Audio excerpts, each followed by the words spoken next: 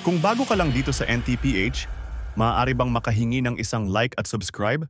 At huwag kalimutan pindutin ang notification bell para ma-notify kapag may ganito tayong upload. Salamat kabayan!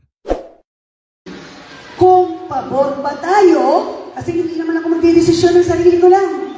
Tama po? Hindi naman ako kinutawan ng Distrito 2 para hindi ko tanongin kung ano yung kinakatawan ko. Tama po ba ako doon? Kaya tinanong ko, alam niyo po ba sa totoo lang, mas marami sa kanila ang pabor sa impeachment. Ayan, kasi po ganito.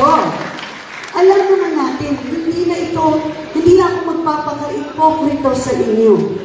Hindi na ako na kapag tayo ay hindi kasama sa majority, karamihan na nangyayari, karaniwan na nangyayari, nawawalan ng pondo.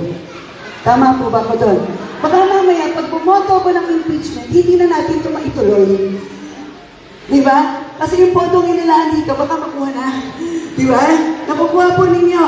Nakukuha po ninyo. So, ano po ba? Kung kayo po ang nasa kalagayan ko, kasi nga, desisyonan ko to, o hindi ko to desisyonan, may masasabi at masasabi yung kalaban. Tama po ba ko? So, ano mas iisipin ko? Ako na lang ang sasalo lahat ng mga pambala niya. Di ba? Pero ang importante, nasalig ko yon para hindi kayo mawalan.